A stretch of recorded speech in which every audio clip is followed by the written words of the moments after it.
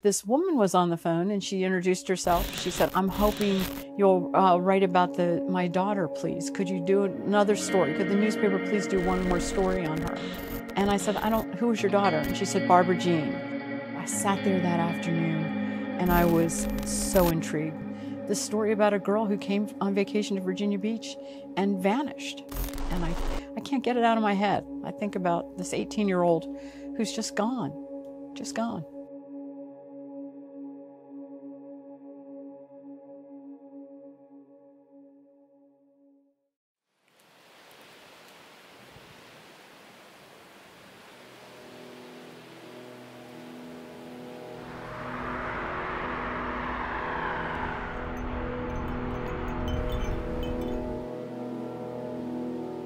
Barbara Jean and I were neighbors. When I was 8 years old, I moved into that neighborhood. We both were pretty silly girls. Anyone that is fun-loving like that is someone who I'm generally attracted to. I can remember she was double-jointed. She would cartwheel through the living room instead of walking through. She was always in gymnastics. You know, she was always bending into crazy shapes and stuff, but a lot of energy, a lot of fun. We would play ball with the dog, had sleepovers a lot at her house, and just doing, you know, the normal things that a 8, 10, 12-year-old would do.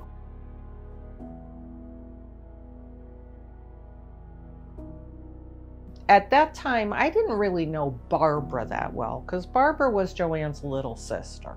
You know, she was more of the pain in the neck little sister when we first met. As far as the high school scene, we were majorettes and had a lot of fun at bonfires and pep rallies and that sort of thing. She was only 18, and she'd also been very sick that year. Barbara Jean had Guillain-Barré disease, which is, I think it's some sort of lung ailment. It's an infection that attacks your body and moves all the way up, and that's why when you're in the hospital, you have a respirator. I remember a bunch of us visiting her in the hospital and then getting kicked out because we were too loud and making her laugh, and she was fatigued and we shouldn't be doing that. It's kind of, you know, ironic. I mean, she could have died from that, and she lived through that whole thing, and then we still had her taken from us, so.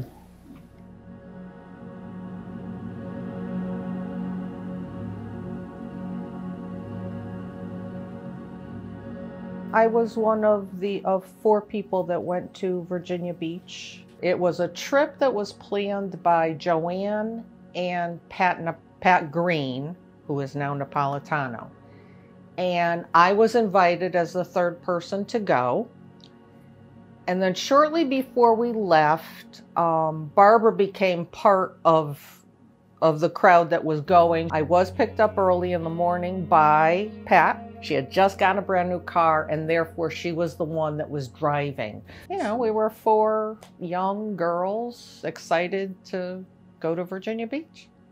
I hadn't met Barbara or Jackie until the day we got in the car and drove to Virginia Beach. The trip down, it was like we all talked, I would say the entire trip. We started playing music and singing. You know, it was a fun ride down. They came to Virginia Beach, I believe, August 20th, 1978. They checked into the old Aloha Motel on 15th Street, right there it was on Pacific Avenue and 15th. And they did what kids do when they come to the beach. They were having a great time. They were really enjoying themselves. I think we probably arrived there early in the day and went to the beach for a while. We went to several bars, one of which, I believe the name of it was Peabody's. They met 2 gentlemen who were working there at the time, and Barbara Jean took a liking to one of the 2 males.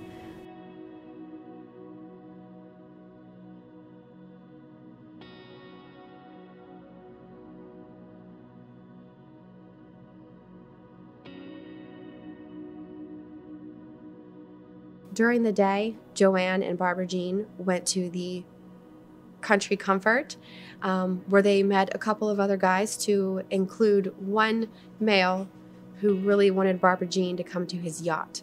We found out later that his name was James Moore, also known as Jimbo Moore.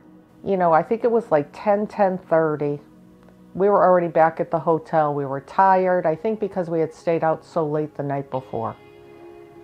Came back to the hotel, and within 15 minutes to a half an hour, Barbara announced that she was going to take a walk down the street and go back to Peabody's.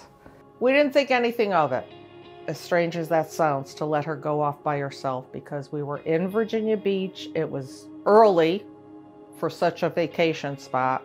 The streets were packed with people, vacationers, you know, kids, people our age. And the bar, as I remember it, was only a few blocks away from the hotel. So it wasn't like she was walking far and she knew where she was going.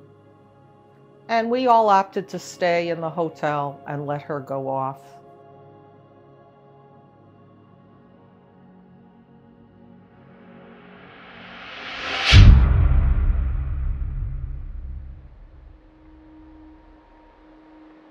We get up the next day, it was probably very late in the morning, and realized the Barbara wasn't there.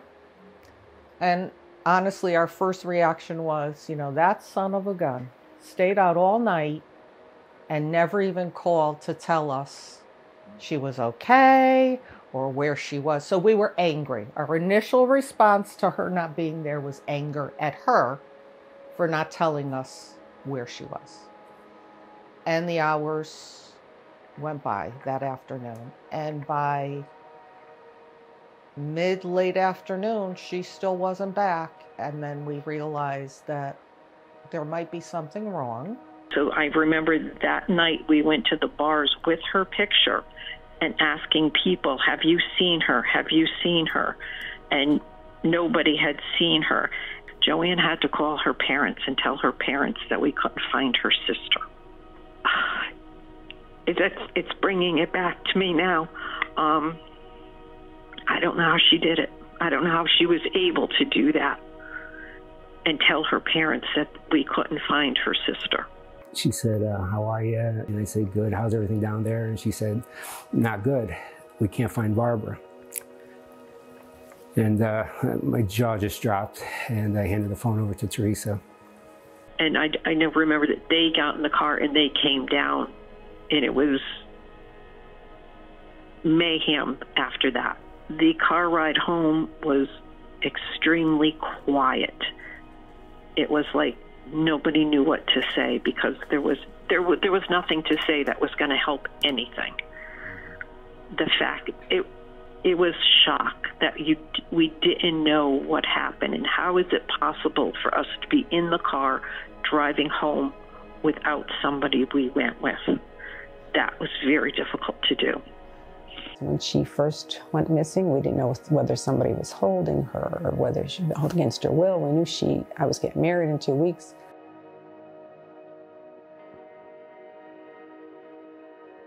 When you talk to the Monaco family, they talk about Teresa's wedding as just this event they all had to get through. I mean, what a terrible thing. Your oldest daughter's getting married, should be the happiest day of her life, and they were waiting to see if Barbara Jean would walk in the door.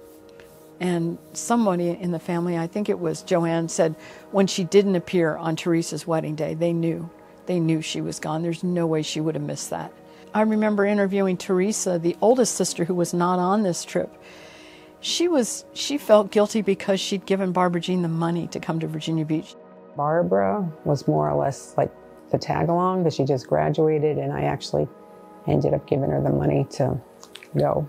I mean, she had a rough year, and I just wanted her to have a good time. She said she still had the canceled check. She said, I wish I hadn't given her the money, because then she might not have been able to go.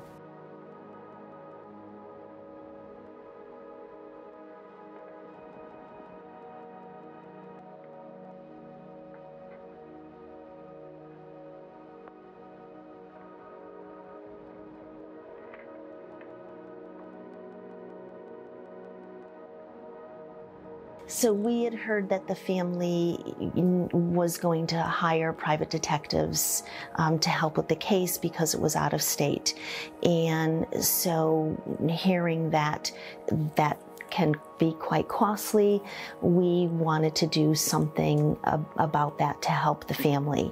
We just went to houses in all the different neighborhoods, and people were really open to giving us money. Of course, everyone in town knew about this story, and so it touched so many people.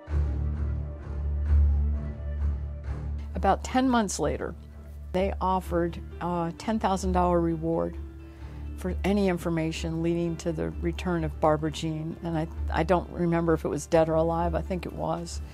And the really strange thing was, a guy came forward, identified himself as Condor, which the reference to that is from a movie, 3 Days of the Condor. It was sort of a spy thriller. The Monaco family notified the Virginia Beach Police Department. A takedown operation began. Conversations began between Monaco family and Condor, and a meeting was held between Condor and the Monaco family. This meeting took place at the Hilton Inn Hotel. He was taken down in the lobby of the Hilton Inn Hotel. Condor was identified as Carrie Copeland.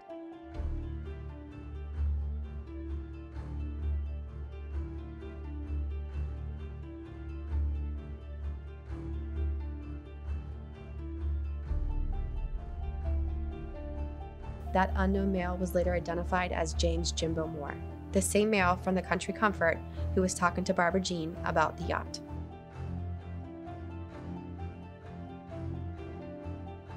That he and the other male did in fact rape and murder Barbara Jean Monaco, and then put her body in a small pond by a burrow pit area off of Oceana Boulevard near Bills Road. And they went out right after that, I think, and dragged a borrow pit out near Oceana. They found a cinder block with a freshly cut rope, which was how supposedly she'd been dumped in that water. And there was no DNA on a rope. There was nothing.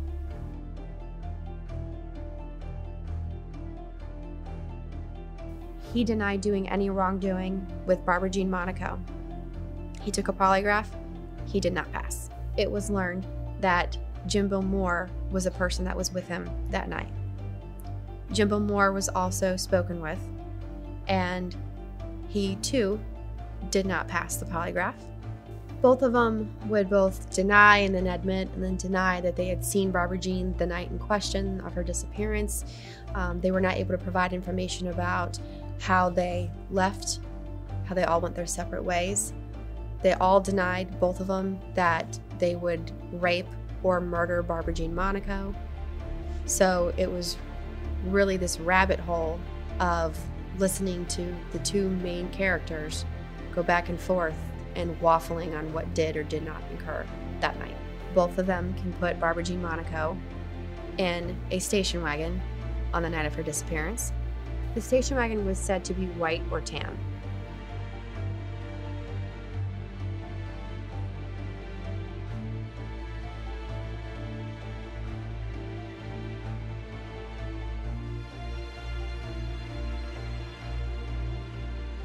Jimbo Moore was interviewed, and he confirmed that he did see Barbara Jean Monaco on the night of her disappearance. He confirmed that they went to a boat off of Oriole Drive. He described her having her specific footwear to be clogs on the railing. You were there, you know but I something. don't remember. And I believe you could help us, and I believe you could come up with some answers and help these officers come up with some answers on this thing. If it's someplace where they can look, where you can suggest in your imagination where they if I can had look. a place, I would tell them. Your mama tell them anything about come on get some of it or anything? No, I can't remember that. Your mama see I know. That doesn't really sound like me saying something like that. But like I say, if being drunk, I might have said something like that. If he went into court and said that you told him to come on and get some of that, what would you say about it in court if he took the stand and swore on the oath? What would I say? Mm-hmm. What could you say? I couldn't say. Would you be able to I couldn't remember. take the stand then and get up there and hold up your right hand to the Almighty? And I wouldn't be able to do that because I don't remember. He continued to deny any nefarious actions with Barbara Jean Monaco, and also cannot provide an explanation about how that night ended. 2 days later, Jimbo Moore killed himself. Jimbo Moore died of carbon monoxide poisoning after being found in his vehicle.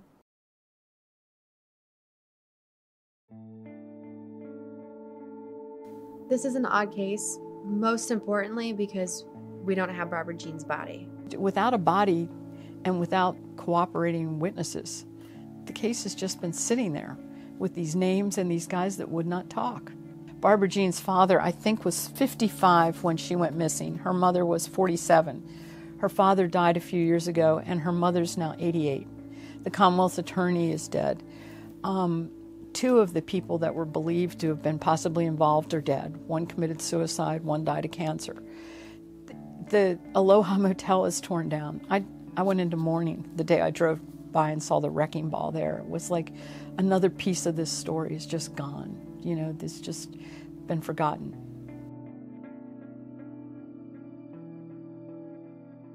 On the 25th anniversary of Barbara Jean's disappearance, they held a memorial service for her in Connecticut. And I went up there. That's the only time I've ever been to Derby, Connecticut. It was one of the most moving things I've ever seen. I mean, a beautiful old Catholic church. And in the front, I believe it's probably where Teresa was married, where probably they were all baptized. And in the front of the church where you'd normally have a casket, there was just a picture and a big bouquet that said daughter on it. And it was sad seeing a funeral service without a body. But they were trying to get what we all talk about as closure, which is a term that gets overused, but I really do believe that's what the family was looking for that day. And my impression is that they didn't get it. You know, having a service makes you feel good for a while, but you still have the mystery. The Monaco mystery just sits out there. My parents really couldn't deal with not having the closure, so they decided to have that mass. And I turned around and the whole church was full, and there were, you know, people that I went to high school with that I hadn't seen in years. They just started crying. It was so touching. The most touching part was when the lieutenant from the Connecticut State Police spoke. So poignant. It was at that service that he spoke of the fact that one of the suspects that they had interviewed had committed suicide. That was pretty incriminating right there. So is that justice? I don't know. I don't know if I'm the one to be able to answer that question. But certainly the guilt was heavy enough on that individual to feel that he does not deserve to go on in life, but at his own hand, versus Barbara didn't have that choice. I've been told by Joanne that there's a monument in the cemetery up in Derby, Connecticut, with Barbara Jean's name on it. I think it may be her own monument or she's on her dad's. When my dad died, she just wanted to have some, you know, so she has something written on the stone there and about my sister, so. And obviously I'd like to find out what happened to her and bring justice to those responsible. But to bring the whole story together and find out the truth, what really happened to her, what transpired, you know, that night. Barbara's father passed not knowing what happened, but, you know, I think Mrs. Monaco would rest comfortably if at least she got some closure, whatever that is. You know, if they could find out. And, you know, and poor Joanne. This has affected her very badly.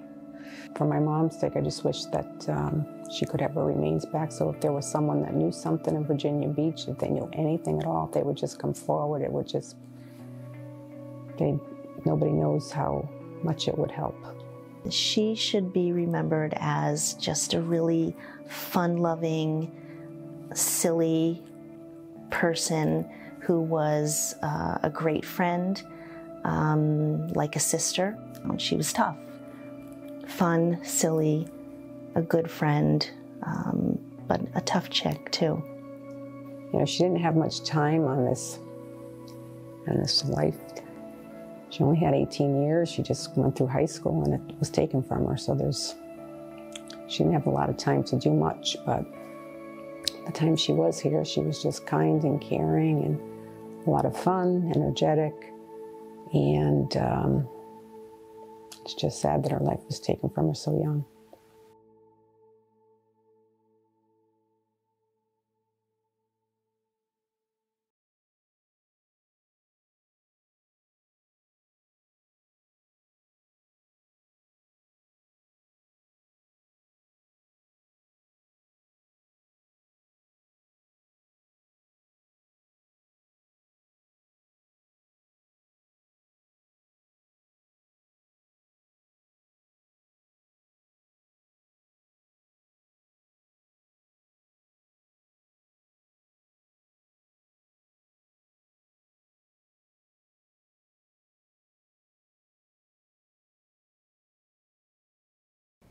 We rely on the relationship we have with our community to get cases like these solved. If you have any information, please call us at 1-888-LOCK-YOU-UP or the Virginia Beach Police Detective Bureau at 757-385-4101.